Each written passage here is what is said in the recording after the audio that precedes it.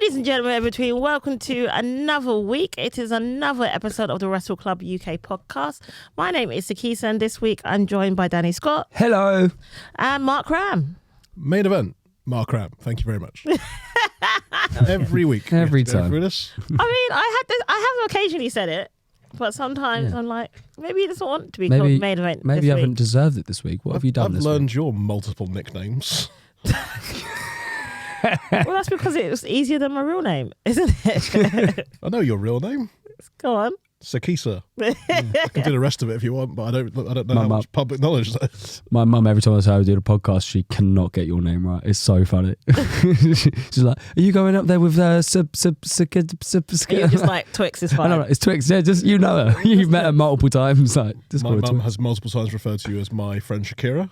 Shakira. How's your friend Shakira? She'll say. I'm sure she's great. And I'm like, well, her breasts are small and humble, like mountains. They're not small and humble. They're definitely not small and You humble. don't have that in common with Shakira. I do not have that going. One of the only things you don't have in common with Shakira, I'm sure, because your hips do not lie. I've seen you burlesque. Yeah, my hips I've seen you burlesque. my hips definitely do not lie. Onyx Fatal. One of the many names. It's one of the many names. Oh Lord. I love this podcast. We are 1 week before the draft on WWE, and we've obviously had this week Dynasty and AEW pay-per-view.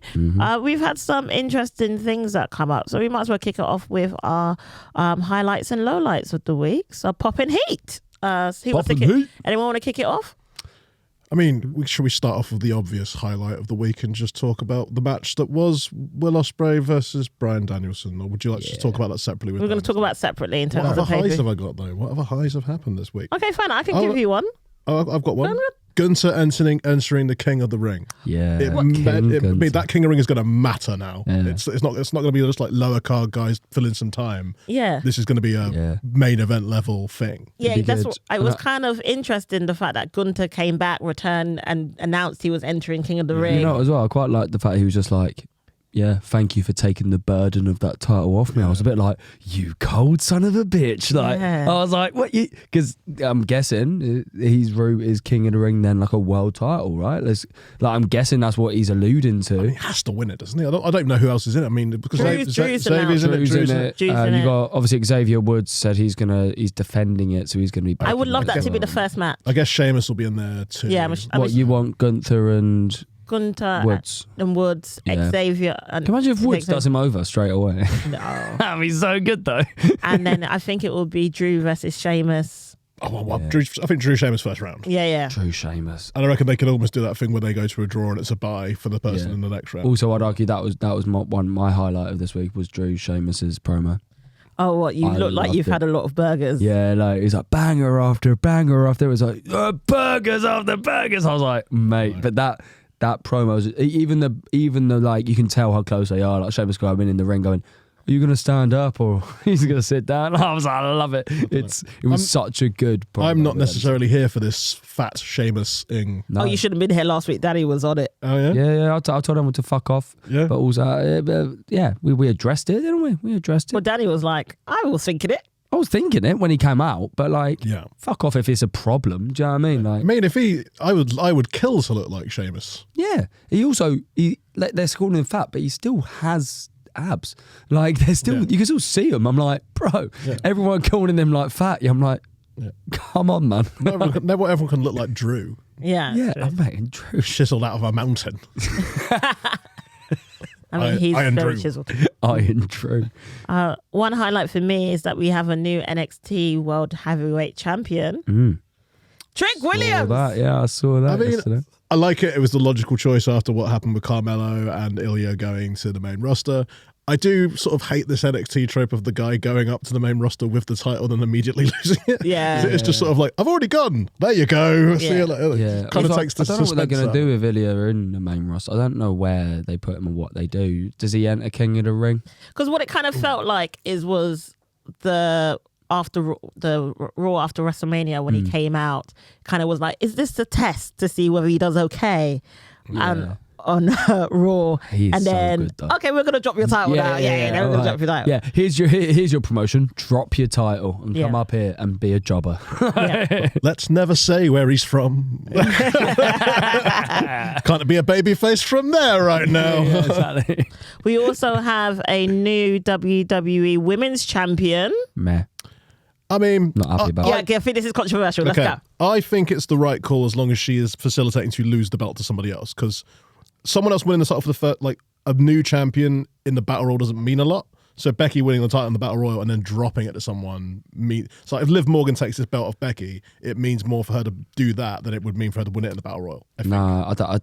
You wanted Liv, didn't you? Well, it makes more sense because Becky lost at WrestleMania like a little fucking dick that she is. Like, she fucking promote your book. Do one. Like, it's Liv's time. Liv injured her. Liv should have won that. Like, and also then beat the woman who Rhea beat, and it gives it more prestige. Like, for me, it gives that a bit more of like and then Liv should just hold it till Rhea comes back. Then you have that feud that they were trying to build anyway. 100% agree with you, but I think that's all they're doing. I think they're just giving the title to Becky from the battle royal so Liv can take it off her. But why? Just to give Becky a little moment? Because Liv kind of winning the battle royal is a bit meh, whereas Liv winning it off someone is like someone of Becky's stature is like, that's a bigger deal than her winning it just because she threw someone out of the ring. Yeah, I kind of get that, maybe. Okay, I can see what you're saying there. Unless Becky's going to hold it for a year, then they can fuck that. Fuck off, mate. Also, she wants time off as well. She's only extended to stay. She was going to take time off so she could play the time. Yeah, I assumed that she was going to have like a whole time off, because she mentioned the fact that how she was away from her, she'd be away from her child for 8 days, and now she was away from her husband from surgery. Now it's all worth it now that she's won the belt. She's doing this as a favour, essentially, and Internet's giving her stick for it. She thinks she's Hulk Hogan now, taking the belt off. She's not. She's doing everyone a favour. Just watch him for a few weeks. She won't have the belt in a few weeks, I guarantee. Do you reckon? Yeah, what's the timestamp, do you reckon? Next pay-per-view, Liv takes it. Yeah. So that's Backlash. That's in a week. Yeah. In a week's time. I think Liv takes it in a week, yeah. In a week? Becky doesn't need a long time. I would love that. I think this is one of my lowlights is Backlash. Like, we've already had 2 matches announced for Backlash, which is both the championship matches in the men's division. So it's Cody versus AJ Styles. Which will be good. And that'll be a great match. And it will be also Yeet. Jey Uso versus Damian Priest.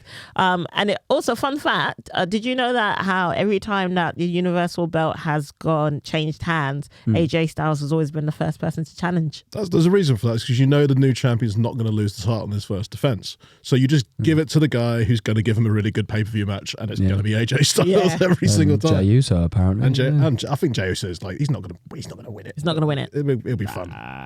It's going to be very interesting what else they announced for the Backlash paper. Considering it's only a week, it feels like it's kind of AEW vibes where you're just like, we're just going to throw some matches on. We're going to throw some matches. The draft, the timing of it makes it interesting as well. So I think it's tough. And also, like, quite glad it's not a very good card, because fuck the French, man. I don't want them to have a good pay-per-view. I don't want them to have a better pay-per-view than we have in the UK. Because did you see, obviously, because WWE have been in London for the last week or so, did you see the Cody Rhodes promo? Yes, I did. Yeah. So if you haven't seen it, he comes out and he says that they've sold out Birmingham, they've sold out London. Was it Manchester as well? Cardiff. And they're like, if any place has ever proven that they deserve a WrestleMania, it's the UK. And we're like, John Cena said it, and now you're saying it. Fucking, can you just give us a WrestleMania, please? Heavy rumours we're getting the Rumble next year. I would go to that. I would almost prefer that to WrestleMania. Can you same. Could you imagine a London crowd counting down? We'd be such cunts. Like, we'd count down at the wrong time for no reason. Like, they just get in the room. 10, 9, go Santino. And there's not even there. I think we'd be such a terror at a Royal Rumble. It would be brilliant. And just boo everyone that's winning it that's not who we want. Who's not Pete Dunne. Come on, Pete Dunne. Yeah. Low light for me this week. We've had some releases.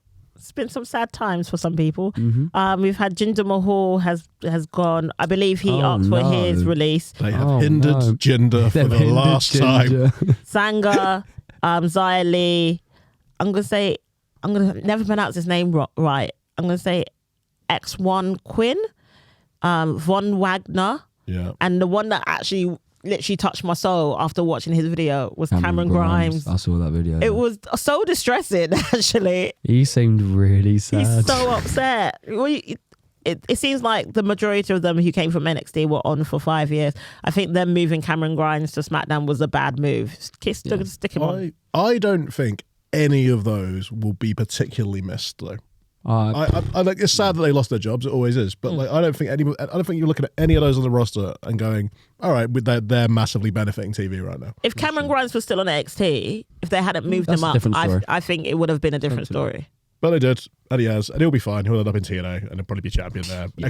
He'll be wrestling Mustafa Ali for the X Division title as soon as his non-compete or whatever's over. Yeah. Another low light for me this week. Unfortunately, it's not related to Dominic Mysterio's injury, which is sad times. It's related to his moustache. Oh, yeah. What is going on, people, with the moustache? Hang on, you said this, right? Hang on. Vince McMahon, yeah, he shall not be named, grew a bad moustache. Yes. Yeah. And Mark put that perfectly on the podcast. Dominic Mysterio is trying to bring respect back to the moustache. And I, for one, am behind it. He's got a bad arm. He can't shave properly now. He used to shave with his left arm. He's struggling. Mummy's not around. She could help. She's not around. She's hurt. So you know what? Grow that moustache, boy. Grow it. And bring the respect back to the moustache. So you're saying it's like a Chaplin Hitler sort of situation? Yes. You decide which of the two is Chaplin and which of the two is Hitler.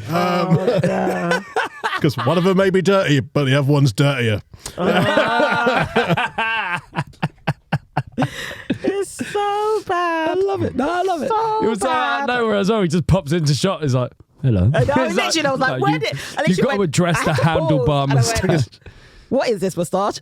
Hey, if Mummy was... Mummy's gone and that's what's happened. Like, she's not there to regulate that shit anymore. It's like anyone in a couple where your partner leaves for a bit and you just forget how to live. Is that why your hairstyle's like that? Yes. Okay. Yeah. I've been single for a tiny bit now and I don't know how to do my hair. He's the Dominic Mysterio of the podcast. Yeah. Oh, fucking happy days. Take that, to be fair.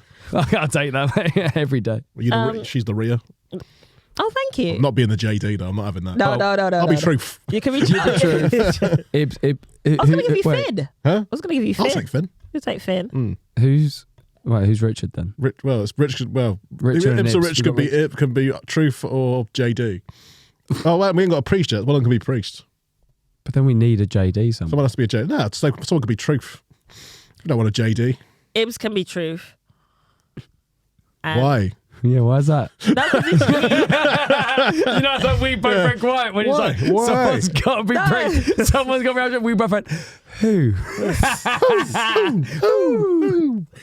Oh, no, because he's funny. He's funny. He's the Joker. And then, Richard is Damien Priest. Richard is Damien Priest. He is the champion. So we're still looking for a JD. Looking for a JD. Is that our producer? I love the fact that no one wants to be JD on the podcast. No one is looking for a JD. No one's looking for a JD. Except when he's on screen where people want to get a JD to get drunk so they can get through it. Oh, Lord. He's so shit, man. He's so shit. Some other thoughts in light of things that have happened this week in wrestling world. NXT have announced Battleground on the 9th of June in Las Vegas, which is interconnected with UFC APAC facility. Okay. That shall be interesting. I'm wondering whether they're going to go UFC style. No, Shayna Baszler will just probably fight on it. Well, Shayna did the Bloodsport show recently, and so did someone else from the roster did it as well. So Richard was here in there. They're laying the groundwork to put people out to do that sort of style. So maybe it'll do like. It's right there for Endeavour, as a thing. I keep saying I want to see a Lions Den match. I want to see one. Do you think they still have it? They must do. That warehouse has got all kinds of stuff in it. Yeah, they must do in their big old warehouse. To be fair, you say you want to see a lot, but there's never been a good Lions Den match. They've all been universally terrible. The fight pits were okay on NXT with Thatcher and Did you not enjoy Shamrock versus Steve Blackman? No. Oh. Go rewatch that match and tell me if you enjoyed it. Okay, I'm going to. Also, the phrase "enjoy" and Steve Blackman do not go together often. Hey, I enjoyed that match from what I remember. I thought it was great. Also, Matt Hardy turned up. Oh, Awoken. Fucking hell. Okay, there we go. How we feel about this? Okay, so you've got Turned up. By the way, turned up in TNA's last pay-per-view event, which was last week. You've got a company that is hot as it's been in over a decade right now. They've just done the best pay-per-view they've done since like 2008 or something. They have a credible world champion in Moose, and they had Josh Alexander before. He's got the merch as well. They've got the merch, Moose, and and they bring in Nick Nemeth, who you could get a title to, big star. He doesn't win the world title from Moose, which is fine. I was fine with that. But then Matt fucking Hardy. Matt Hardy won't win it. No, but why shouldn't he be anywhere near the fucking thing? I know it's just a bit of a pop, isn't it? It's just a bit of a pop. Like you could do it anywhere on the card, not it doesn't have to be main event. It was very random. It was random, but also I think there was speculation of him going to WWE, and I think there's been a lot of like that speculating of where the Hardy Boy's going to go, and I think the fact that he got to do his proper broken Matt Hardy of going like the lights go out, like it's a little cheap pop, and I think they're doing the right. I quite like it. I mean, let's be honest. Moose is gonna fucking destroy him. Like if they let Matt Hardy take that title off Moose. Talk to me in 2 months when Matt Hardy's holding the TNA title and their buy rate goes down the fucking toilet again. Ridiculous. Because what's broken is their fucking booking. Like. But he has confirmed he's not officially signed. He has no contract with TNA. He could just show up whenever he wants to. So he's not a permanent factor in That's it. hilarious that he then took out the world heavyweight. He took out Moose. The world champion. Just turn up then. In that case then. Just turn up. I don't even work here. Yeah, exactly. I don't even go here. Might as well be a fan, just going, hey. I'm not even supposed to be here today. How do we feel? Backcombed his hair and turned up. Where's Jeff? Where's Jeff? It's true, actually. How did we feel about Chad Gable's turn? Love it. Oh, Danny? I thought the promo was shit. Oh, I liked it. It had shades of Serious Angle. I heard a lot of Kurt Angle in the voice. I think they're going the Angle route. I don't know. There's potential, but I think when I was watching the promo, I was just watching it yesterday, when he sort of goes across the whole Alpha Academy, like it was proper heel, but like, you know, where you're almost getting a whole heel faction again, and I'm trying to work out. It's not going to be them. It won't be them. It'll be Creed. It'll be the Creeds and Ivy will replace those three. Do you think? I reckon they will absolutely. Yeah. Those three they'll get so much heat because they will destroy the Alpha Academy. Right. So you think the Creeds are going to come in? Yeah. And I'll be up for that. I'll be up for that when Gable goes across. And looks like, I'd be up for that. High five. Yeah, that's good. No, okay, you've won me over on that. But I mean, like at the minute though, like I've got to take it as it is. And you're not feeling it. I'm not. I thought there was going to be something like. I don't really like it when wrestling promotions go, well, this person's healed, therefore now they wear a suit. I get that, yeah, because Jericho did it originally and it kind of worked. Yeah. Because it was so far removed from his character that they had to do something else. Remember when they did it with Jack Swagger? That was weird. Yeah, that was weird. And then like even like Rollins, when he turned, all of a sudden, Authority, he's got a suit on. And then like Gable comes out there in their Alpha Academy thing and he's the only one in the suit going like, you're dumb as fuck, by the way, Maxine. And you're like, whoa. Just wear a suit doesn't mean you Can I throw out some Maxine props? She's a fucking good actor. She looks good. really sad. Yeah, she really did. Yeah. When he said that, I was generally a bit like, that's a bit harsh. You leave Maxine alone. Yeah. And then when Ivy Nile kicks the piss out of Maxine. Yeah. Well, again, I think if they do that, I'll be up for it. If he just tries to turn the Alpha Academy heel and then like we start getting heel Otis, I'm just not really about it. You know what I mean? I can't see Otis and just like the Alpha Academy top, but all of a sudden it's now black. Ooh, we're mysterious. And I'm going to do the worm, but be bad about it. Like, no, it won't work. No, it won't. What you'll get is eventually Chad will win the IC title off Sammy with the help of the Creeds and all that lot. And then Otis will challenge Chad he'll lose, but Otis will have an Intercontinental title match with Chad. And that'll be a lot of fun. I think that'd be quite interesting. I'd be up for that. I definitely do think it's the Creeds, though. I think it's the Creeds. Two more things, newsy wise, and let me know your thoughts about how you feel about this. NJPW acquires Stardom. Interesting, because Stardom is an interesting spot because of some changes in management. There are a lot of people who are leaving the promotion anyway. Yeah. The question is, will this incentivize people to stay? I'm not quite sure. I don't think it will because it's like the new promotion. I might be stupid. I don't. So Stardom is a Japanese women's wrestling promotion, probably the Japanese. And it's been their management has changed recently, and they've gone off to someone else has gone off to start a new promotion, and that has been a lot of people are pledging basically they're going to go to this new promotion. Okay. Now, if New Japan have bought Stardom, I don't know if they're looking to buy back catalogue or whether they're trying to. It's going to be interesting in the next coming weeks. I do think they're trying to keep their game players, their top game players there. But obviously, as we mentioned, some of them have already left.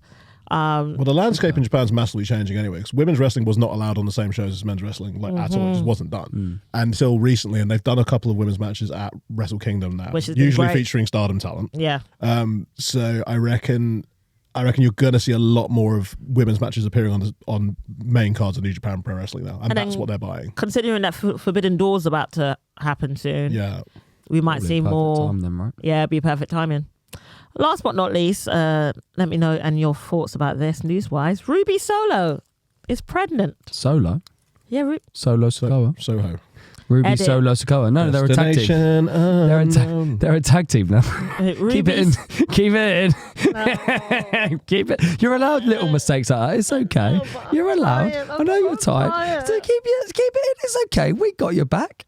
It's all right. We're a full video now. Like, we're okay. You're not going to see it. It's harder to edit. Just keep it in. You're okay. I edit it. It's easy to edit. It's not when we really go on a tangent because I see the edit and I'm like, whoa, that was a jump. Yeah. People ask what happened, what went on. Yeah, exactly. Just leave it. You say Ruby Solo, that's okay. Because also Solo's one of my highlights of this week. So it kind of. And ironically, because she's pregnant, she's not Solo anymore. Hey! Ruby Duo, more like. Am I right, guys? Hey, smashed it. Fine. What if she's going to name the kid Rancid? Rancid. See, what we've done there, Sikisa, is we've made it impossible for you to edit this now, and we'll keep it in. I refuse to speak about the topic again or anymore. Yeah, we're authentic with our viewers now. So if you want it in, that's it. Yeah. Oh, that means Mark's got no filter. Basically, anytime Mark says something fucking mental, all we've got to do is keep the conversation going. And I know all I largely do is call out sex offenders on the podcast. Well, and Luke Jacobs. Not on the podcast, and to be Luke clear. Jacobs. Yeah. And Luke Jacobs is not a sex offender. No, he's not. Don't cut that out. No, what? Don't cut out that you said he's not a sex offender. No, but like in case it gets misconstrued. Luke Jacobs had if you go to Progress Wrestling this weekend, Luke Jacobs had a banger of a match with Osaka. Oh yeah, how was it? Really good show. Progress was a really good show. Tag team title match was good. Set up Mark Haskins as the new challenger for Lykos's belt. Yeah. That will happen at Super Strong Style 16 in May. Do buy tickets to go watch Progress Super Strong Style 16. We'll be there Monday. Yeah, we're going on the Monday. We're going on the Monday after while we're hungover. Oh yeah, and then I've got to go and do an emo night after that. Oh yeah, I might join you with that. Yeah, fuck it. Yeah, we're going to be very hungover. That'd be sick. Before we go in to talk about AEW Dynasty, I was lucky enough to speak to a amazing, talented woman called Heather, who is the founder and producer of Wrestival. So here is the little chat that I had with her now. Ladies and gentlemen, everybody, we have now got an extra special edition of the Clubhouse Chatter ahead of Wrestival next week. Please welcome to the club founder, creator of Wrestival. She has got the best share wrestling impersonation that you will ever see in your life. Please welcome to the club, Heather! Yay! Hey Heather, how are you doing? Beautiful intro. Yeah, good. Yeah. I like the way you're like the best in the world share impersonator wrestler, like possibly only. But that's also best, so thank you. You're welcome. I like the fact that how today you look like you're impersonating Chucky. That's my day today.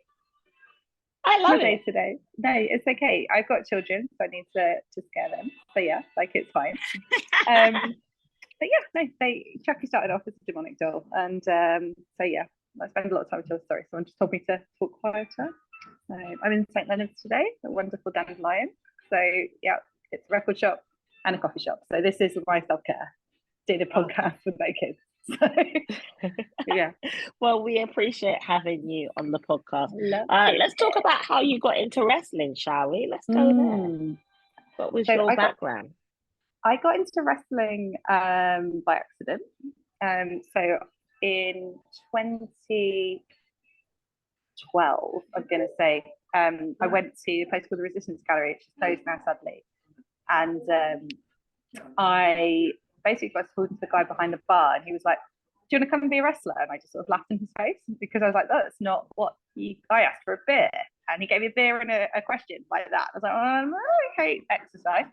And he was like, "Well, we need female wrestlers, and you seem funny, and you don't mind making a tit of yourself. I've been watching you. So would you like to come try a free session?" And I was like, "What an invitation!" And I said yes. And it took me like 6 months to go, but I broke up with a boyfriend, which is a classic reason to try something new.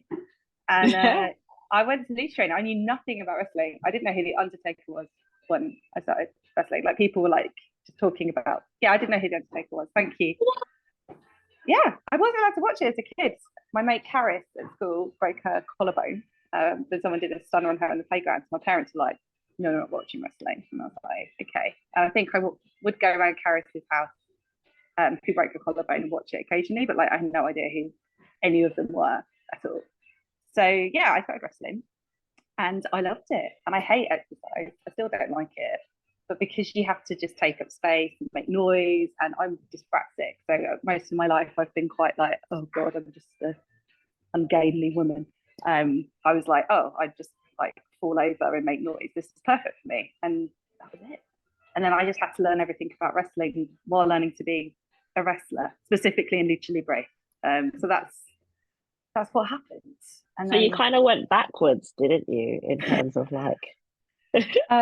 yeah, because I think I started like the month it was WrestleMania month. I started. So everyone was talking about WrestleMania, and I didn't know what it was. So I was like, "What is WrestleMania?" And they were like, "Oh, start watching WrestleMania." So I watched WrestleMania 1, and my husband Fraser, I met him at wrestling training. There's more on that probably because you have that face. So I was like, "I'm going to ask you questions about that."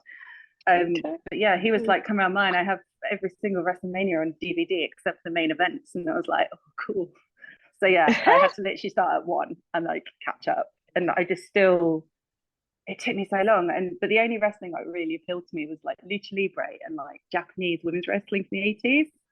Yeah. So that was like, that's still kind of the wrestling that I find most exciting. But yeah, I just didn't get into it in like a normal way at all. And I just assumed all wrestling was like as weird as Lucha Britannia. You had Jerry Bakewell on, so anyone who knows Jerry Bakewell will know Lucha Britannia. So I was like, "This is wrestling, right?" And it's like, no, I know. No, it's not wrestling. It's not wrestling. So are you still up to date with wrestling now? Do you watch it still? So I recently started watching AEW because I was like, well, I run a wrestling festival. I should probably watch some more wrestling. And I did. It's pretty good. I mean, obviously, lots of it is amazing. There are matches which is just like move, and get sad because I'm like, where are the headlocks? Come on, guys. But I've been watching this stuff with like Bryan Danielson, and even though I'm a bit confused about the women in AEW, I think maybe they could try a little bit. Thank you. Join the club. Yeah, try a bit harder, just a little bit harder, and you'll be perfect. But yeah, I'm watching it, and I've been learning that the best matches are still the same things that I learned at wrestling school 15 years ago, which is telling a story. And it doesn't have to be just how many times you can do a backflip. You know, backflips are nice, but if you just do 25 backflips in a row, no one cares anymore. And just go up and get another glass of wine, and So also, I suppose watching wrestling on TV is much different to running live wrestling shows. Now I've been doing that for 5 years. So like I'm coming into it a completely different angle, and I'm like, oh, they're not interacting with the audience of 20,000 people, so it's completely different based on like the shows that we run in a working men's club, which are like 300 people, and you have to move out of the way because someone's flying at you. But yeah, AEW's fine, absolutely fine. Oh yeah, that face. Okay, come on. Tell me why I should love it. Tell me why. I think so. I am obviously a massive wrestling fan. I just think that two of the big companies, WWE, AEW, have just got their different styles. And I really appreciate AEW because they're very much invested in wrestling. We're going to be wrestling. This is what we do. We wrestle. And the matches they have are 5-star matches. Whereas compared to WWE, I grew up with WWE / WWF, and I'm invested in their storytelling. I appreciate what they do. I don't appreciate some of their politics, but we appreciate their storytelling and how evolved the wrestling in women's division has become. I feel like they're the pioneers for women's wrestling, apart from Japan. If we're talking mainstream, then yes, I just think AEW needs to catch up with the women's division. Just catch up. Just catch up. Try a bit harder. Not all the women need to make okay. I watched one last night. They were just like snogging each other.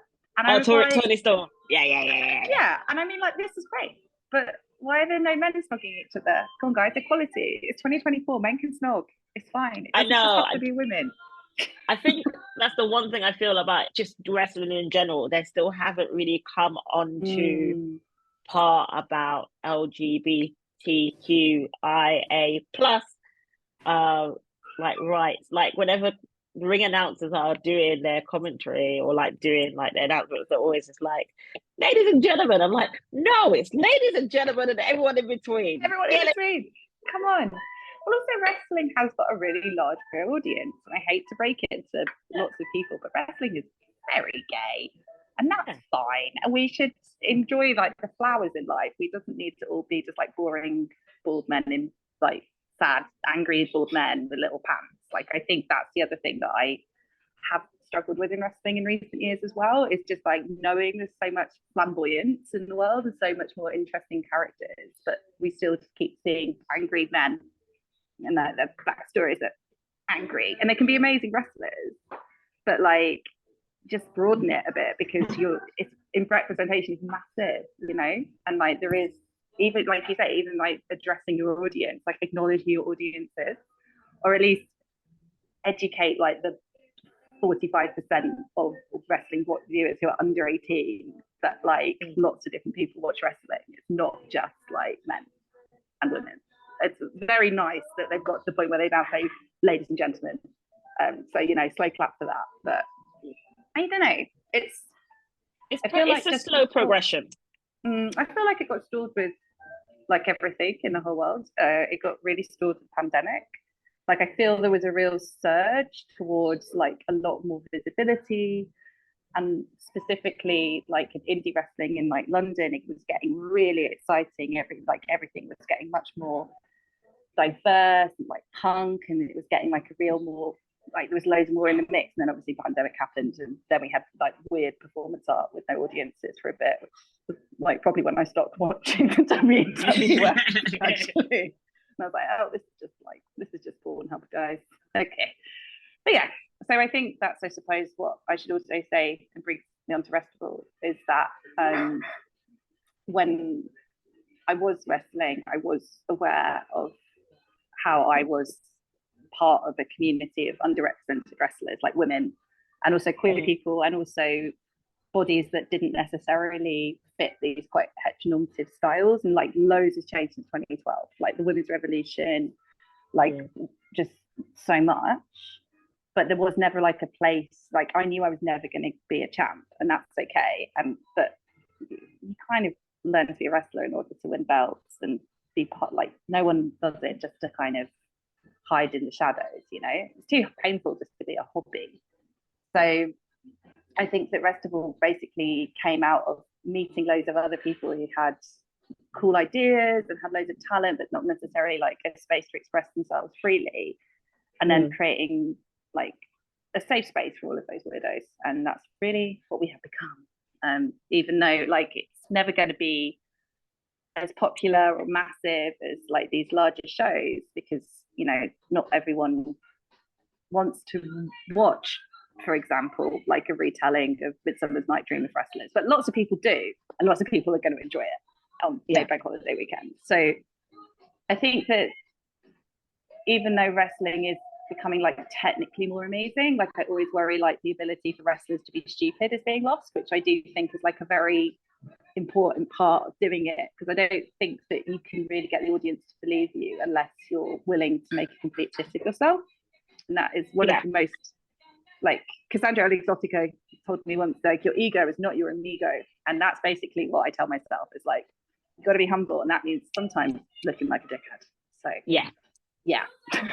I guess it's with anything else that we do in a professional creative field, and how you can't take everything too seriously all the time, because otherwise it will get to a point of bitterness and envy and all the dark stuff that comes with this industry that we call performing arts. There is such a dark cloud of it. You have to have some light.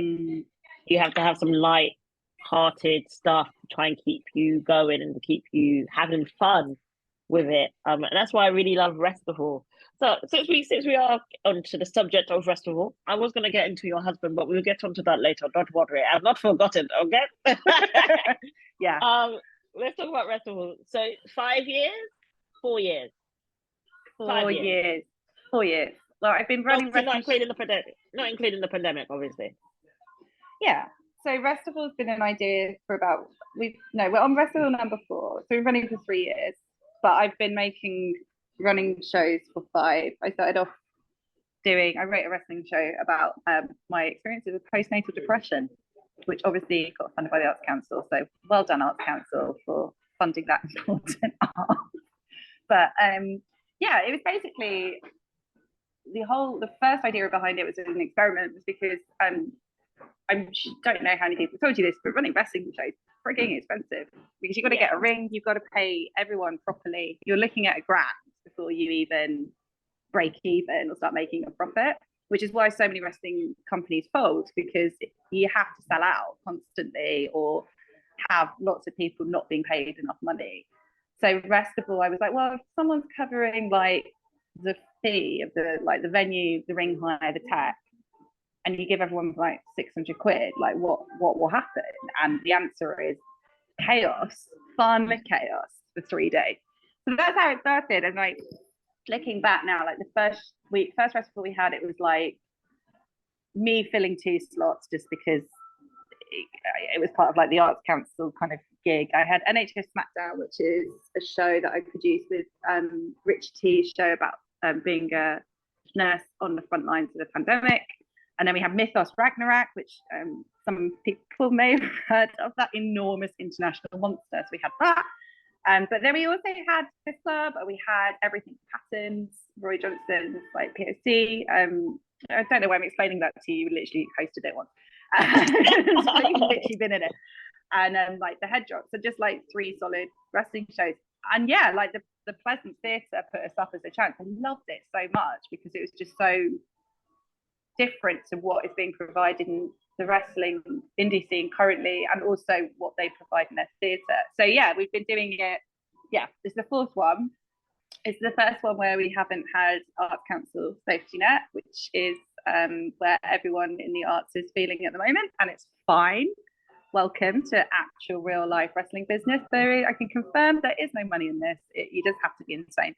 But yeah, like it's just 70 or so people, like drag performers, wrestlers, like MCs, hosts, all just hanging out in the Pleasance and making crazy shows for 3 days. And I love it. And I think for some people who come because they think it's going to be like a big high profile booking, can get quite disappointed, because it's like, no, this is not a high profile booking. You're going to have to dress as like an Egyptian and wear a bedsheet and pretend it's a toga, but you will be pushing yourself creatively, because I think that's the other reason. It's like Warm Vertigo's in our show, like next Friday, which is ridiculous, and he's going to be like, and Spike Trevay has been on it, Nina Samuels has been on it. Like we could do some quite impressive name dropping at Restival, and that's what they all do, is because it's pushing you out of your comfort zone. You know, like in wrestling training, you learn lots of cool moves, and you'll learn match structure, and you'll learn how to be an incredible indie wrestler, and then hopefully you'll get more from experience and have a good trainer. They'll teach you how to kind of play with storylines. But in terms of actually pushing yourself to be a completely different character, you spend so long crafting your gimmick, to go and do something completely bonkers in front of a live crowd and get paid and have a good, like, have a nice sort of relatively well produced experience, it's not available. It's just not. So it's kind of like it's a sort of learning experiment, I suppose, for quite a lot of the people that we do. Some people hate it. Some people are like, no, I've crafted my gimmick and this is too weird for me. But increasingly lots of big names have been quite interested in giving it a go. A bit like Panto, I guess. Yeah, we've always said that wrestling is a bit like Panto anyway, haven't we? It's always been the thing, like Panto, but like drag. And it's obviously got elements of all different types of performance in it. And first time I was involved in Wrestle, I was obviously nervous as always, but whenever I do anything for the first time, especially when it comes to wrestling, but was so honored to, number one, be involved, but number two, be involved with shows such as Fist Club and Everything Pattern, because of what it represents of the diversity within wrestling and having an exclusive, unique space for those shows to be able to be there and to show off the talents of those wrestlers, but also to show off those talents of those wrestlers in a different setting where it doesn't have to be serious. It can just be a bit of fun and not taking yourself so seriously. And it does feel like, obviously, like a little wrestling festival, which is obviously what it's aimed at, which is quite fun to have on a bank holiday, but also where wrestlers can just take a moment and just have fun. Have a pizza after a show, have some fun, have a drink, and just like have banter. Like when I'm backstage, it's always a great vibe and everyone's having a really lovely time. And then you come out a share at the end, which we need to talk about. Where did the share? Okay, right. So I've never asked you this. Okay, all right, come on. I've seen the share, obviously, in Fist Club, referee share. We love a bit of it. But where did this come from? So share is my gateway drug into wrestling, I think. I think that's what happened. Same boyfriend I broke up with that I started wrestling. So I broke up with this guy and basically I stayed on someone's sofa and I was really upset and they were like, you know what you need? You need share. And I was like, okay. And I was like, what, that woman who had plastic surgery and sung Believe with a robot voice? And they were like, she's so much more than that. And I was like, oh yeah. And they showed me math and then I couldn't sleep, my Wikipedia share. And if you've ever Wikipedia share, it's a tome. She has done so much. She's the first woman to get a video. She was the first person to get a video banned on MTV. Like, she was the first woman to show her belly button on American television because it was illegal before that. She's had 3 husbands and she changed her name legally to just Cher, like Boudica. She's the first person to do that. Like, she's egotic. I can't. I've just had a double espresso. Don't ask me about Cher. But it's more that she's just amazing. And she doesn't take herself too seriously. And like, one thing she always says is, if it doesn't matter in 5 years, it doesn't matter. So it's like, try something. Is it going to matter in 5 years? No, probably not. If it does, yeah, give it some more consideration. But most things don't matter in 5 years. So she's done all of these things and they've led her to become Cher because she's just ready to kind of try new stuff. So that was mainly it. I basically got obsessed with Cher. And then I got obsessed with wrestling. So Cher took a little back seat. But then I got injured and realised that I couldn't wrestle. And I had all of this knowledge about Cher that I needed to impart on someone. So I made a cabaret night called I Need to Share, which was basically a 90-slide presentation about Cher and cabaret hidden in it. And that's how it began. So I kind of ran I Need to Share for a bit, which is how I probably got the production where how to run my own wrestling shows. But I just love her. Like, she's just such a badass. She's like an unhinged China. I love her. And I think that the other thing is, the reason that I reference her is because I realized recently I find it very difficult to be on stage as myself. Like, I don't know what to do. Like, talking's fine, like this. Yeah. But on stage, I'm like, self-deprecation. I look like Chucky. Whereas Cher, it's like any drag persona, isn't it? You just put it on. And of course, she wouldn't actually be a wrestler. Like, she's too important for that. Of course, she'd be in charge of the whole show. So, exactly. But yeah, I mean, I'm obsessed with Cher, wrestling, and Sasquatch. Those are like my 3 special subjects. I'm quite interested to know what I'm going to get into next. I'll probably try and write a Arts Council wrestling show about it. That's usually what happens to get it out of the system, make it into a wrestling show, carry on. But yeah, so she is.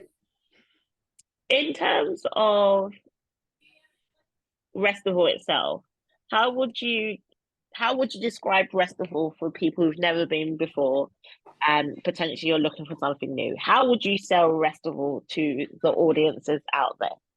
If you have never seen wrestling live, or the only reference you have to wrestling is watching the WWF, forget it and just come and have a fun night of entertainment. You're going to see stuff you weren't expecting to see, and it's only 20 quid.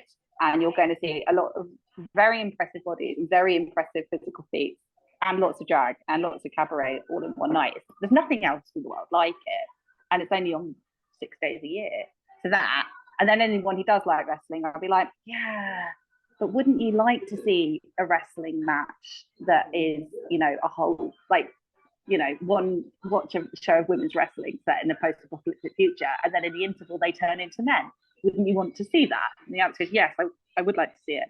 So it's quite hard to kind of explain what Restival is. It's just that we put the ring in fringe theatre. Like, we are what happens if you give wrestlers a bunch of time and money. Like, what do we create when we're not being told what we need to make? Yeah. And like, that's really it. You get to see the creative excellence of wrestlers without, like, you know, showing their skills in different ways. And that's what it is. It's not a wrestling show run by, you know, some person in a suit or someone who just like loves wrestling. Like, it's run by wrestlers and the weird wrestlers. So yeah, like, I love it for that reason. Yay! Come join us. It's great here. It's all great. And violence. You are virtually the head of the table today. So I have given you the task of who would you bring to a dinner party when you are the virtual head of the table. So who three would you bring? Who three would you bring? Three? So I spent ages thinking about this because so the first person would be Cher, just because I've never been in the same room as her. I've never been in the same room as her, but then I would be incredibly starstruck and unable to speak and not know what to do. So I'd probably invite my best friend Rebecca Biscuit, who's a comedian in Partnership Theatre, because she loves Cher and she's very charming and really funny and knows what to say. I've known her since I was 12, so she would be good. She'll look after me while I'm doing this at Cher. And then the third person, I think, would be Bigfoot, if Bigfoot's real. And then if Bigfoot isn't real, Cassandra Exotico, because he's great. And we always have dinner with him. He's great. But yeah, she won't believe me that Bigfoot's real, and she won't actually watch any Bigfoot documentaries that I send her. So that would just be like you know, he is real. Here he is. They're having dinner with you. Or they, I don't know, assume the gender of Bigfoot. That's very progressive, isn't it? It's not assumed, yeah. What would the chat be like? You know, how would they eat? What would me, Cher, Rebecca, or just be staring at Bigfoot, and that would just be something, an experience we shared together. You know, that's the kind of thing. Make it a real event for the world. I love it. No, yeah, there you go. You gotta love it. You gotta love it. That's a very unique dinner party that I would love to see. And in fact, I would like to see that in a wrestling match. I want to see that. I want to see like Cher, Becca, me, and Sasquatch. Yeah. I will. Yeah, booked, mate. Booked.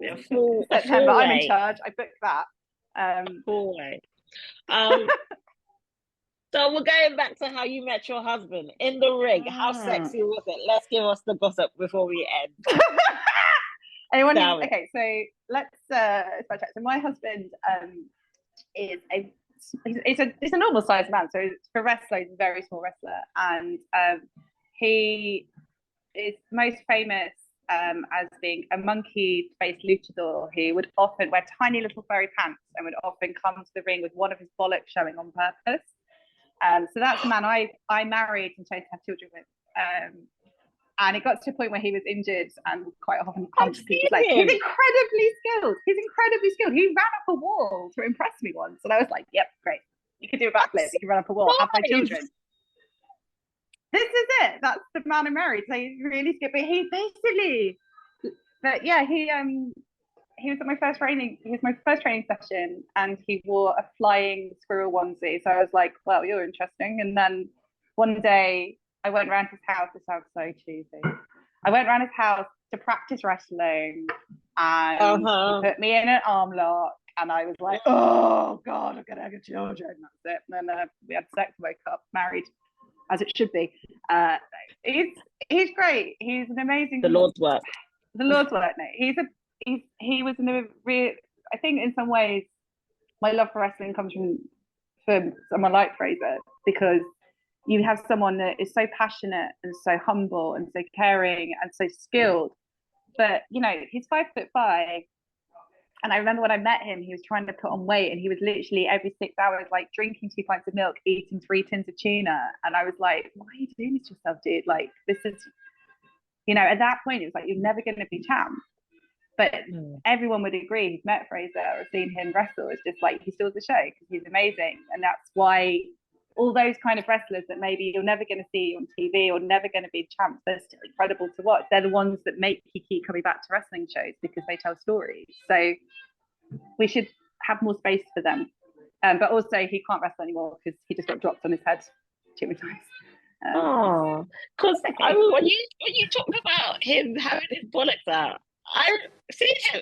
Yeah. Just one. No, just one. Yeah, just one. I remember. I've got a video of it. Oh right. So you've seen my husband's ball. Yeah. That's it. Yeah, that's it. And you took a video of it. Memorable, right? Of course, I'm taking a video of it. I'm gonna have to try and find that now. I'm gonna have to send that to you. I married him. Yeah. So yeah, that was his claim to fame. What can I say? Like, I mean, at the time I was pretending to be a poisonous frog woman called Rana Venenosa, whose like finisher was called the Cunt Drop. So, you know, Lucha Britannia, look it up. It's great. I know, we used to go all the time, and now I've made, because obviously I've known you for quite a while now, I've never put 2 and 2 together. So I've been watching you in the ring.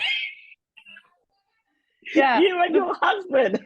Yeah, getting our issues out in the ring. You know, couples that slam together, stay together. But the worst thing is we've got 2 kids. So imagine what they're going to turn out like. Jesus. I'm so going to have to tell Mark this later.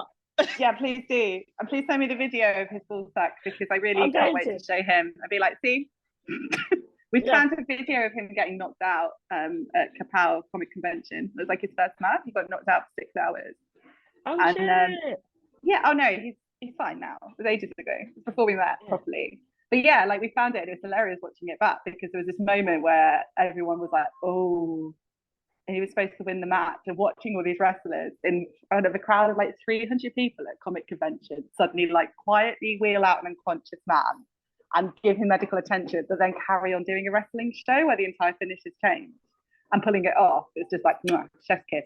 Apart from obviously my husband having probably brain damage. But you know, Dad's good personality. So yeah.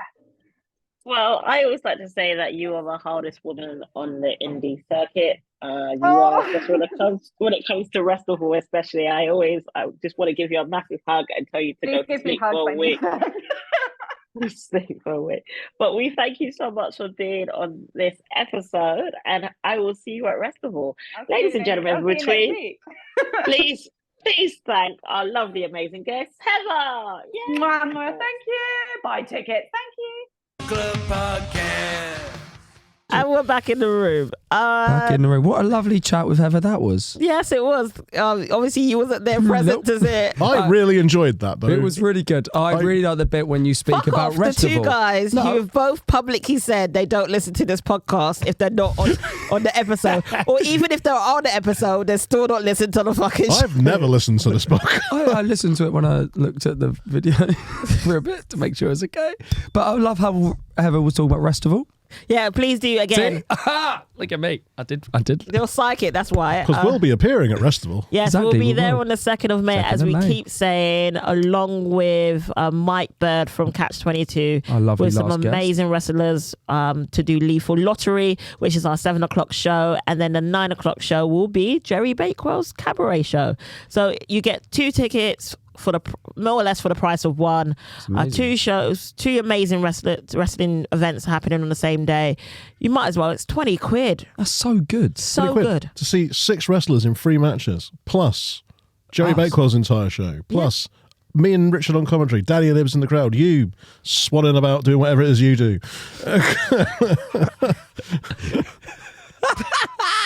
I assume a referee as well. And also, I would argue, you're letting him on commentary and he's going to slag you. I've been informed that I can say whatever I want. That is true. I'm going to get slated, basically, because we all know Mark hates me on this podcast. We won't be asked back. No, I think, well, the thing is, at Festival... You lot won't be asked back.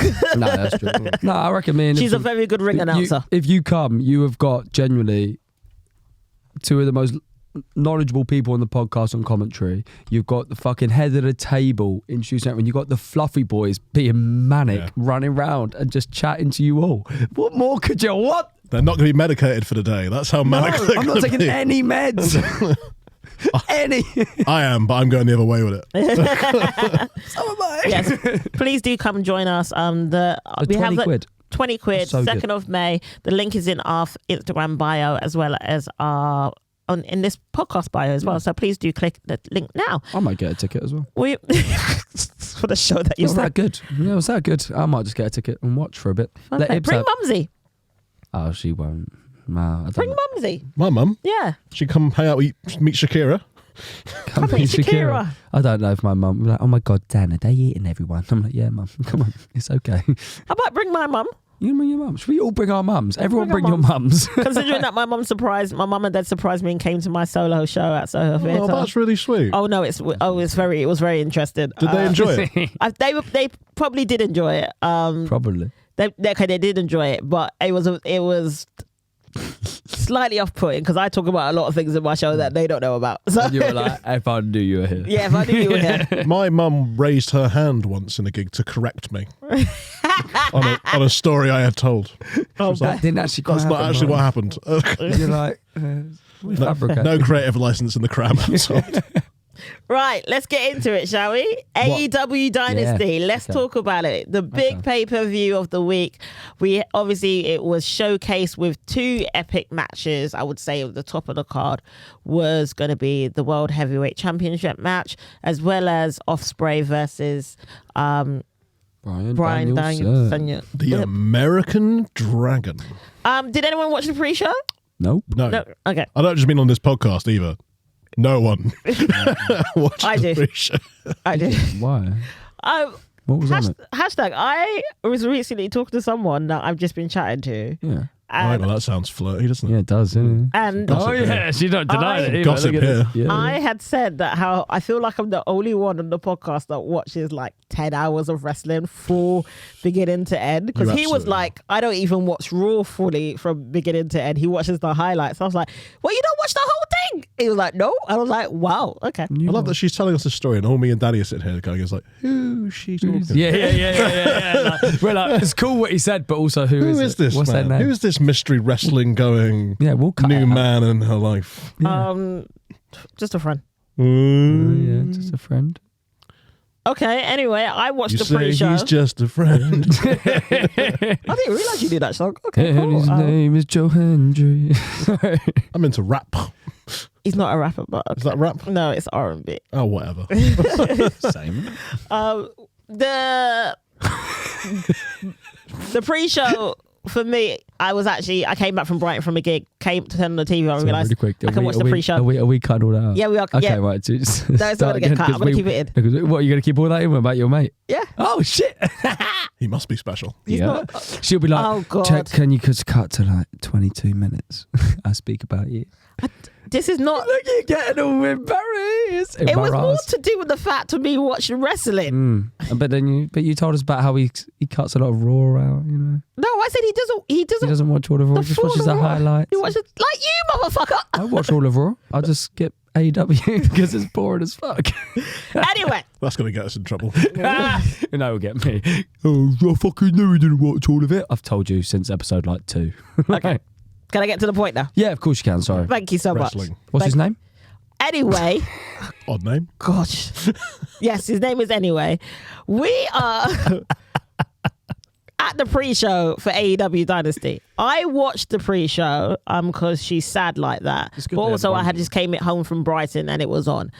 The 6-man tag team championship unification match between Bullet Club Gold, Bang Bang. Oh, that's why you watched it. Yeah. Okay, now I get it. And I can never remember their names from the top of my head.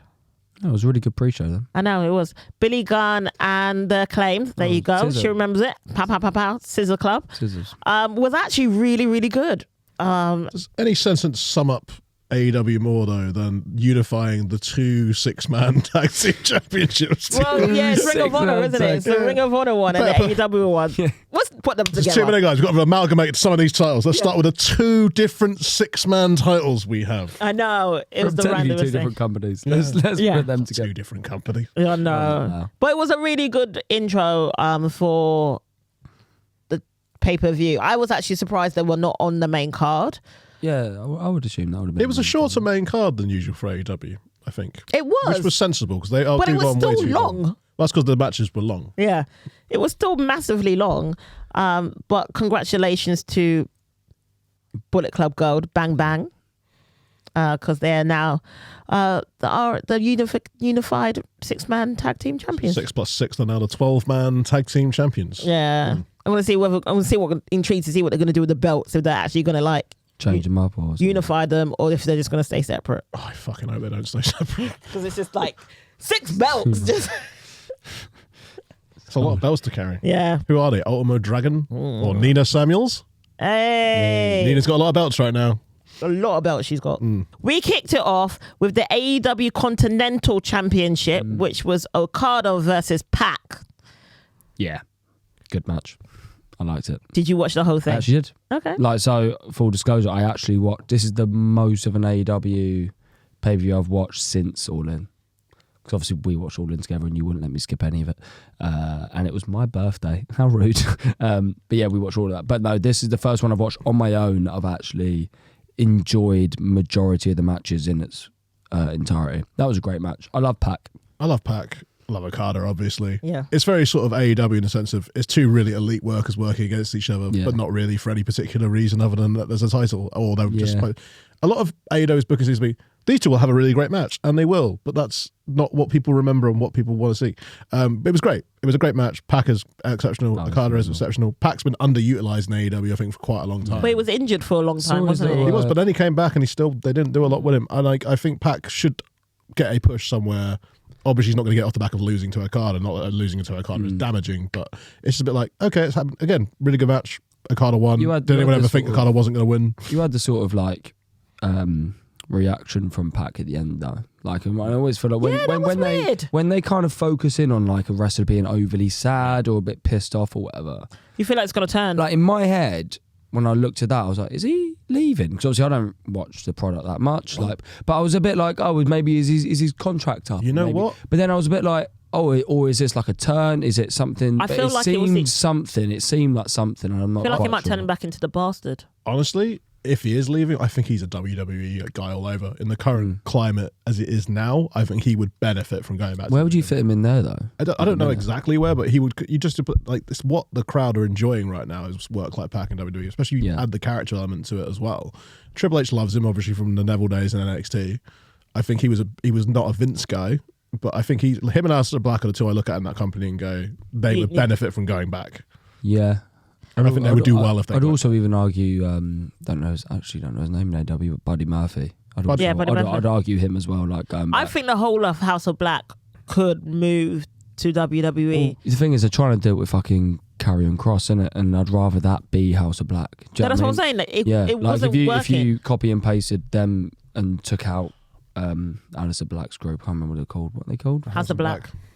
No, not House of Black. Sorry, Karrion Kross's group. What are they called? Oh, the whatever. Who cares? Yeah, exactly. If you took them out and put House of Black in that situation with Bobby Lashley and Street, people would care more. Yeah. So because they're just more engaging, I think, as wrestlers. And speaking of the House of Black, which is our next actual match. Look at me. Which is it was the House of Black versus Eddie Kingston, Adam Copeland, and Mark Briscoe, and the ending to this match was very interesting. I think we know what our next contender will be for Edge's championship because Aleister Black did pin Adam Copeland. Spit in his face as well, didn't he? Gave him the mist, gave him a round kick, pinned him. One, love that round 2, kick, man. 3. I love the House of Black. We all know that I love the House of Black. And he should pin him again. He should pin him again for the title. I really want him to win the title. Aleister Black is an exceptional talent.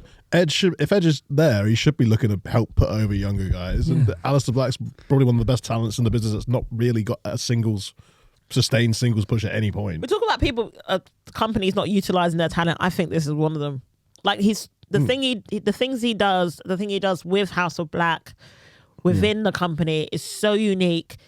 They're so talented individually as well as a group. Also, he looks like he would straight up murder you. Yeah, all of them do. I'm not even think about it. You know, it's like he just all of them do. I was trying to think of a pro wrestler who looks more like a killer than Aleister Black does. I would like him to see. I would like him to roundhouse kick Malachi Danny. Black. What are we calling him? Me? Is it Malachi. We keep calling him Malachi. Sorry, we're dead naming Dead him. naming him. You want him to fucking roundhouse kick me? Yeah, I want Malachi Black to do it. Why? Just because I want to see your reaction. I'll take it. I'll sell it like Dolph Ziggler. Oh, Nick Nemeth. We're just dead naming everyone. We are so tired. We are dead naming everyone on this podcast. I'll take one. Well, the next match is our first women's match of the night, which was Willow Nightingale versus Julia Hart for the TBS Championship. I skipped it. Did you? Once again, Danny shows his respect for women's wrestling. I just don't know him. I don't know him. I had no interest. I watched the little promo package. I just didn't care. It wasn't the longest match. It wasn't the longest match. Was that the shortest thing on the card? I think it was. Yeah, I didn't skip much. I think it was the shortest thing in the card. I saw the end. Willow won. I watched the ending. Mercedes Moné came out. Yeah, I saw that as well. Like I skipped to the end of the match. I saw the ending. Good on him, I suppose. And I saw Mercedes come out, and I watched a bit of that. I'm glad that Mercedes Moné is sort of going to finally start doing something as opposed to sort of being around. She sort of was around then. No, but it seems like now the around is going somewhere. I'll tell you what it was. I was kind of surprised that Maybe. Willow won just because of the week before Mercedes getting attacked with a blackout. I just assumed it was Julia Hart. I think we all would assume it was Julia Hart. And I think if it does come out that it was in fact Willow, it would be quite fun. Do like a twist. Do love a twist. Love a twist. Because coming into the next pay-per-view, which is Double or Nothing at Vegas, and I'm missing it by like 2 weeks. Oh, because you're going to Vegas. Yeah, going to Vegas. yeah. I'm So missing just it. getting married in Vegas. Yeah, Getting To this married. guy. to this guy, the Monday Night Raw guy. Yeah. Well, you had your chance to marry me last year and you didn't want to, so it's No, okay. I threw up on you instead. Yeah, you threw up on me instead. True story. Good story. We both thrown up in front of you. That's hilarious. Yeah, you thrown up in front of me. He's thrown up on me. On you. Oh, Physically on her. Mark's Well done, Mark. physically. Look at us. That's Fuck how you, off. That, ladies and gentlemen, is how you assert your dominance over somebody else. Vomit on them. Show them who's boss. And that's how also you get yourself booked on a new podcast. Just vomit in front of someone who is going to start a podcast, and they'll go, you know what? Come You know on. what the podcast Leave need? us. People that vomit. Yeah, people that vomit. I don't know what Ibs and Richard's vomit status is like, to be honest. Well, you know what? No, what you need from Ibs is to fall asleep on a motel floor after going to a foam party. Yeah. It's to a phone party. We're adults. Yeah, fair enough. Sounds about right. Listen, the Fluffy The Boys. fluffy boys. Fluffy boys love a phone party. Just for full context, we went back to the hotel. I said to Ibs, I really want a kebab, and then we walked into town to find a kebab. And on the way to find a kebab, we found a phone party, and we went in. We both hated it. I did a Roman Reigns TikTok. It was actually really tribal funny. chief. I did that. Red Scott Chili Peppers. Fucking look at it, dickheads. And then. We both got home. I dried my shoes with a hairdryer the night before, and Ibs woke up in the morning and went, "No, that's a good idea, actually." And then he did it as you came in. Yeah. Yeah. I came So in it was with a Ibs' weird day. hair drying his shoes. Oh, we found a bashment rave as well. Yeah, they found a bashment rave, and there's a video that I've posted several times. A what rave? Bashment. Bashment. Jamaican music. Yeah. Okay. And I was the only white guy dancing. It was great. I feel I'm too old for this now because I feel like something that would excite me more than a phone party is if they brought back CFAX. I feel like that would be more exciting to me. CFAX. Oh, what CFAX? There you go. CFAX. Do you know teletext? Is that So you used to be on old school TVs. You'd press the button and then they give you the news like that. So CFAX holidays. CFAX was the BBC version of that. Oh, and there used to be, and this will be something for old wrestling fans on teletext page. I can't remember the page. It was like 483 or something. Someone will know it. Some nerd will know it out there. They used to have wrestling gossip news on teletext or on the CFAX, and it used to be just the most random, made-up shit. It'd be like Sting's going to wrestle Hulk Hogan, and that should not happen. You know what I mean? It was also just give us props here, right? I started talking about phone parties. I went, we've really gone off topic. Like we have really got that, and somehow we've got back to wrestling. Yeah, you go. That's why his main event, Mark Cram, talking about teletext. He's like, actually, wrestling, mate. Like, right into the podcast, and if you remember the teletext gossip page about pro wrestling, it was absolutely mad. I can't remember some of the things that were on there, but they were none of them ever happened. I've also seen the age demographic of our audience. I don't think we're going to get any messages. Like, I know we do. Do we? We do. No. What about teletext? Yeah. We get messages about teletext. Yeah. Maybe not teletext, but I'm sure. I bet you any money after we this will. we might. How much do you want to bet? $5. A $5? Cool. That's one of Count Binface's pledges. Is he will bring back CFAX if he becomes London mayor. Wait, so is CFAX... Got my vote. So is CFAX the same? CFAX is BBC's teletext. Oh, okay. Yeah, you did say, sorry. Cool. Well, back onto the subject of AEW Dynasty. Also, if someone comments in now, they're just going to lose me a $5, dickheads. Yes, please. Richard will. I guarantee you Richard will comment about teletext and CFAX. And we'll end up talking about Channel 4's Quiz Bamboozle on Channel 4. Shit. Used to play that every Sunday. Sunday morning was sports morning. Yes. And every other day was quiz. Yeah. Bamboozle. Hosted by Bamba Boozler, a yellow man. That is like... No idea what you're Anyway. So we'll figure out what will happen with Willow and Mercedes Moné at the next pay-per-view, which is, like I said, double or nothing. The next match was for the International Championship between Roderick Strong and Kyle O'Reilly. It's a very technical match. They got some history. Yeah, big history. They've worked together a lot. I'm a big Roderick Strong fan. They kept making reference to Dean Malenko. Yeah. In this, because he wears shitty little boots like Dean Malenko. Yeah. Shout out to the Progress Wrestling fans who remember Roderick Strong's shitty little boots. There was a big when he did Super Strong Style 16. There was a lot of shitty little boots chants at Roderick Strong. Shitty little boots, shitty little boots. Yeah. This is why we need more wrestling fans in London. Man, we're so great. But yeah, it was a good match. Also we got a little. Wheelchair moment, didn't we? Little miracle moment at the end. Yeah, yes. After obviously Roderick Strong retained his championship. What I love about that is him just coming out in the wheelchair. He stands up and everyone goes, "Who's it, Jim? It's a miracle!" I'm like, he's injured. It's the second best getting out of a wheelchair spot I've seen since Linda McMahon at WrestleMania 17. Yeah. Linda McMahon will always be number one. Always. Go back and I think I said about this, but go back and watch the pop for Linda. It's absolutely crazy.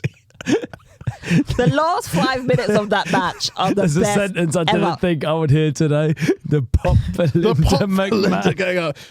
Like the Adam Cole getting out of the wheelchair is nothing compared to the Linda McMahon getting out of the wheelchair. He wishes he was Linda McMahon. Linda McMahon has got more genuine emotion from a crowd than Adam Cole ever will. Linda McMahon, baby. Can you imagine? Wait. I want that as a t-shirt. I want Linda McMahon. I think it's like Linda McMahon. Linda McMahon, baby. I want a Linda McMahon baby top. Get your friend to design it. I'm going to get into design. I'm going to message Sam and be like, listen. But she's a bit of a Make America Great Again. Yeah, she's a Trump fan. Yeah, but that t-shirt will be funny though. It's a good t-shirt. We'll figure out what will happen next with the Undisputed Kingdom, because there seems to be a bit of tension with Wardlow and Adam Cole. I mean, is this the start of the 17th Wardlow abandon push? That I saw this. He come in and just like gave him the weirdest side eye, like when I'm at a bar and I'm like I'm just talking to a girl who's there, and then like my girlfriend walks in and just goes, "Who the fuck are you talking to?" That kind of look. He gave him such a dirty So Danny's look. just revealed how he broke up with his girlfriend. No. Danny got got. Danny got caught. Yeah, listen. I am Wardlow. No. You fucking wish. Let's be honest, we all do. I would rather be on Wardlow, but that's a different story. Right? I'd rather be in Wardlow. That was too much, wasn't it?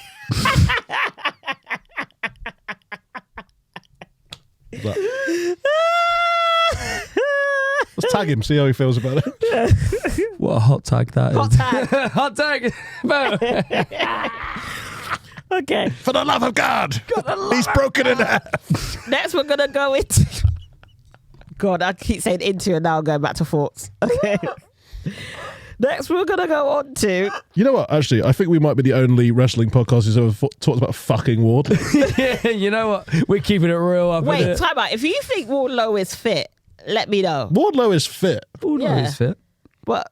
Listen, I'm a straight man, but he makes my ovaries twitch. Wardloveries.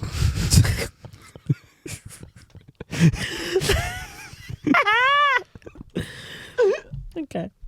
Sorry, I derailed you actually trying to host the podcast. This has been the most derailed episode, and I think also because it's now video, you can't edit as much, and you're like, you've just got to let I'm enjoying it. I'm having a great time. Great. I'm not even drunk today. The next one, which I think is probably the most controversial one on the bill in terms of what's happened, is Chris Jericho defeats Hook for the FTW Championship. Why? Because it's a title that Chris Jericho hasn't held yet, and he must have all of the titles. Yeah, basically.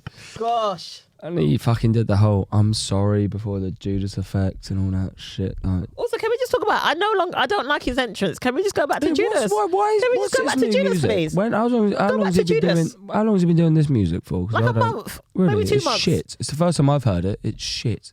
Why have they sort of? Was there a reason why they changed it? Have they said? Well, he started like wrestling a lot of the Mexican wrestlers and went back to his Lionheart persona And the tights and all that. Yeah, so he went back to I guess. Yeah, but that's okay. But can't you just keep? You can keep the music. It was sort of the only thing that was still over about his character. Yeah. Like the crowd likes that bit, but they're kind of like, no disrespect to him, because obviously he's a fucking legend and what he's done is incredible. But he's kind of he's too prominent on the show still now, and he's taking belts off Hook. Yeah, you wish you didn't need. You know to. that. You know not in beef with Taz. Why you don't push Taz? You know his entrance song, is that Fozzy as well? Yeah, it's Fozzy. Oh, that's a shit one. Fozzy aren't a good band. Judas was a bit of a banger. Yeah, Judas was a banger. But, Mr. Blobby had a #1 single, mate. Anyone can not want to Did you see the clip of Fozzy playing a gig in London?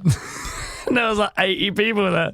And they were like, Judas. And Chris Jericho's playing like Wembley is the funniest video. I feel like they'd get a bigger crowd if they just advertised it as Chris Jericho. Yeah. Rather than advertising it for An audience with Chris Jericho, and he just sang. People were like, fair play. I remember when he first started doing the band, there was an episode of Raw where Cena rapped and he did his song. Yeah. Because they were like, and even the commentators were like saying how bad Jericho's band was because he was the heel. But it's a real band. Yeah. So he's gone on TV to have his band slated.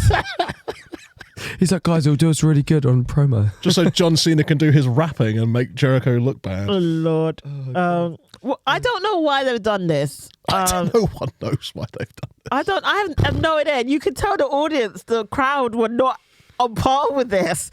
He needs to go either full heel or nothing at all. You talked about Hulk, Becky playing the Hulk Hogan card and getting the belt. Maybe people were thinking that this Jericho's playing. This is that doesn't work for me, brother. Yeah, Hulk. It's so weird. I mean, does Hook Hook losing the belt's not a problem. Losing it to Jericho's a problem. Yeah, but Hook can go on and do whatever. But it's where would you put Hook now though? I hope they continue the feud with Jericho. To be honest, yeah, I think they should. I want him to win Double it or back nothing. off of him and. Double or nothing. Do something stipulation wise. If he chokes out Chris Jericho, that's a statement. Yeah. But that's the only value in Chris Jericho is that he is still a big name to beat. If we get a bit of an over the top aggressive heel Hook, do you know what I mean? From this, yeah. I know he's a bit of a bastard. He doesn't care. But if we get when he took Jericho into the corner after that Taz promo, and we get a proper sadistic side of Hook. If we get that from this. He's also fuckable in a different way to Wardlow. He's more twinky. More of a twink energy. He's more twink energy. Hook's more my vibe than Wardlow. What are you on about? He looks like 14. No, he doesn't. Yes, he does. Don't ruin Hook for us. He fucking does. He does look 14. He looks like a child. Hook is a handsome boy. He looks a bit like Danny, actually, to be fair. Yeah, and I look like a 14-year-old boy. We have similar hair when I don't style it. Like, he is not a handsome boy. Hook or Wardlow? You guys decide. Yeah, that's what we get from this. We're going to do a poll. Who would you rather fuck, Wardlow or a child? Like, Hook is... I mean, the options aren't literally Wardlow or a child. No. It'll be Hook. But like... Otherwise, you will be reported if you vote. It's a trap. Next up, we have... I love how you just moved on from that. That is fair play. But next up, we have our second women's match, which again can only be for a championship, which is Toni Storm versus... How many matches on this card were not for a championship? Were there any? 3? Oh, Bryan Danielson 2. and... 2. Out of how many matches? No, I've lied to you. 1. What, it's just Bryan Danielson and Will Ospreay? Yeah. No, two. That's the caliber of match you have to have. 2. The second 6-man wasn't for a championship. Oh, right, So 2. Okay. So Edge has to be in that. And how many matches do we have on the card? 1, 2, 3, 4, 5, 6, 7, 8, 9. That's not including pre-show. So pre-show's the 9 title match as well. Can I just... So 11 matches, 9 titles. I'm going to use this as a reply to one of our reels we had before about there's too many titles in AEW. Too many titles. And people are going, no, actually it's not. Are you having a fucking laugh? One was unification. So in 11 matches, there were 10 titles on the line. That's like... I know we joke, like, it's not, let's be honest, it's not the biggest issue in the world. It's fine, there can be, but it just loses that fucking... And also, one of the non-title matches had Adam Copeland in it, who holds one of the other titles. So that's 12 titles on, 11 titles on the show. That's mad. Crazy. I think all the titles were on the show, actually. Yeah, all the titles were on the show. That's fucking mental. Yeah, so next we had Thunder Rosa versus Toni Storm, with Toni Storm retaining with obviously some interference. I fucking love Toni Storm. Oh, we love Toni. I love the little black and white cuts during the match as well. I'm loving it. Right decision. Should keep this run should just keep going and going and going. Well, when does it end? It's a bit like Rio, isn't it? I want her to beat Roman Reigns. That's how AEW get back at them. Sometimes you just got to enjoy the ride. I know. I do like to enjoy a ride. Not since December, but that's not the point. But I would like to... Who's really taking the belt from Toni? Well, I assume Mercedes eventually will be the plan. Or you don't think she takes it to TBS? I think she does, but I think Toni keeps that belt for fucking ages. Okay, fine. Okay, fair play. Yeah. Next we have, which I'm going to say, the match of the night. Will Ospreay versus Bryan Danielson. I'm surprised you've said that, you know. Well, because obviously... Because I know the result of the main event, and I just feel like for you... the match of the night, regardless of the quality of the match, you'd be like, do you know what I mean? Like, I know, but it was the match of the night, wasn't it? Like, it was a bagging. Incredible. Sorry, 2 of the best wrestlers. Ospreay. Do anyone else feel that when Americans do an English chant because of us? Yeah, it makes me feel a bit it weird sense of pride. infuriates me. It's cultural appropriation. Kind of. Yeah, it's a little bit. But Will Ospreay, that's ours. Look, you had a match between the best technical wrestler in the world and the best high-flying wrestler in the world, probably, and they were just both absolutely on form. The match was really well paced. It wasn't just spot. We did a lot of slow down bits. The submission spots were good. The transitions between the submissions. Will busted out the high spots when he needed to. He wasn't constantly just hitting everything. It was. I am never surprised that Bryan Danielson has incredible matches. I'm never surprised that Will Ospreay has incredible matches. It was great. Did they build it up to mean anything? Not particularly. Once again, it's just a case of couple of promos, wasn't it? The gimmick of this match is we're both really good at wrestling. We're going to have a really good match. Well, they which said is before, great. didn't they? They were like, when he was just like, it's the dream match, and everyone was like, but what's the matter? It's not for a title. It's not elevated. Of your 85 titles, you've not even managed to make it a title match. For clout, wasn't it? Yeah, what's mad is like it just so they've done it. And also the ending was quite interesting considering... that acting, or if it was real or not, I generally don't know. Luckily, really he's not injured. Bryan's not injured. Apparently, it's part of the storyline moving forward with...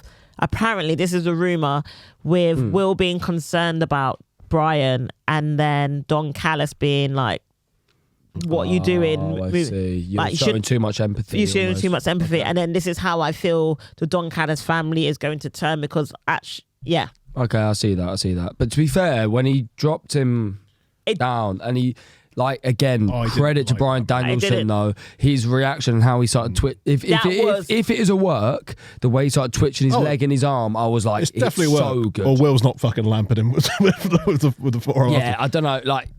Of course, but for me, I was like, it was incredible storytelling. Like, I think for me, I find moves like that very uncomfortable, especially knowing Bryan Danielson's history with neck and concussions. Yeah. I don't think that match didn't need that to happen. You could have finished it any other way you wanted to, but it was gross, and I didn't like it. And other than that, it's my only negative thing about the match because I don't think I needed it. And that move is a legit injury risk, and I just don't see the point in it. Oh, I would argue, like, talking about cinematic, like those bits. Did you see Toni Storm's press conference bit after? Yes, I did. Saying that she doesn't rate the cinema of wrestling. Yes. For the girl who has black and white moments in her matches. I found that so funny, by the way. No, sorry, just to go back to that quick, that was so good. But you said something there that reminded me of that. Cinematic, though, likes the standoff just before the finish where Brian's going to go for the knee and he's that was really good. It was like, great moves, and Will beats him to the punch, and it's like it was a great wrestling match. I was the a little way bit, like he's sizing it up, he just looks at him, takes off his elbow pad. I was like, okay. 2 more matches to go. We've got Young Bucks versus FTR for the AEW World Tag Team Championship, which was vacated. And I actually didn't know this was going to be a ladder match. it's the Young Bucks. Everything's a ladder match. Didn't know it was going to be a ladder match. But again, you got 2 of the best tag team champions. Let me rephrase this. You've got 2 of the best tag teams in the world at the moment in this match. Yeah. With the surprise of... Can AEW just let it the fuck go? It's like Jack Perry is not going to draw you a fucking penny. He is not good. He is not interesting. That's why you happily let him go the last time. He is going to add no... Yeah, there's a pop for him. Yeah, great, because it's in the news now. No one will give a fuck about Jack Perry in 10 weeks' time. Ooh, controversial. If his dad wasn't on Beverly Hills 90210, he wouldn't have a contract in the fucking first place. I love it so much. I'm sorry, does anyone... before the whole CM Punk thing, was anyone really clamouring to go search out Jack Perry's work in Japan? No, I bet you weren't. Not at all. But it's AEW, like, you know, jumping on that bandwagon. That's why they showed the footage. Which did nothing. No, it did nothing. Other than back up what CM Punk said had happened. Well, yeah. I mean, he already admitted that he was the aggressor and he did it all. And they went, look at this. Okay. Yes, yeah. All he did was make Joe look like a badass for breaking up a fight. But then, like, I suppose that's why they showed it. It now makes sense. In their head.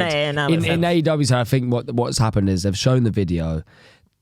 They've seen the backlash. They know they're fucked up, and they're like, the only way to make it make sense, we've shown that video. We need to bring Jack Perry back, but because there's like, oh, the Young Bucks showed the video. Now it's helped him. Like, Jack, I don't know what it is, but it's fucked. They've brought a guy back to the company whose only value is to feud with a guy who does not work for that company. Yeah. So what are you going to do? Now you've had your moment. What are you going to do with Jack Perry? Because he's probably going to just do some fucking promos in the ring that has weird remarks about CM Punk. I'm assuming that's all he's going to do. And it won't add a viewer to their fucking show. I'm assuming he's just joining their league. But on YouTube it will. They'll get views on them. Do you know what I mean? Like, it will for a few weeks. It will, yeah. But also they're competing. So for a few weeks on socials, AEW will be a bit of a talking point. That's what they kind of actually be needing to do. So I'm not overly angry at them as a product for bringing them in because they got so much heat. This is Vince Russo-esque late WCW. Let's just throw shit at the wall and hope there's no long-term plan of how they're going to make their show good. Yeah, that's why they're giving away Bryan Danielson and Will Ospreay straight away. It's why they're giving bringing Jack Perry with they have no idea what to do. Also, I'd argue Jack Perry, his beard is shit as well, isn't it? Oh, God. Terrible beard. And his hair. Oh, Lord. Oh, Go back to being Jungle Boy. Had the nice little music back again. That was fun, wasn't it? We all enjoyed that. That was a bit of fun, wasn't it? Enjoyed that. We were like, that was nice. Fuck off, Kill Switch, all that shit. Bring him back. Can you imagine, Mark, if like next week on Dynamite, he goes out as Jungle Boy, so nothing I would. You know what? I would pop for that. Yeah, I would love it so much. Well, to close Dynasty, we obviously had our AEW World Heavyweight Championship match, which was Swerve Strickland versus Samoa Joe. Swerve. was quite disappointed because I watched a show called Dynasty and waited all night for Joan Collins to come out, and not one Dynasty reference in the entire. Actually, not even the theme music. Tony Storm should have minimum had a fight in a fountain. minimum should have happened. Minimum. But yeah, right, man. One, it's the right time to put the belt on Swerve. Joe doesn't need it. Joe's had a nice little transitional run. I will say it. Briefly mentioned it before we started.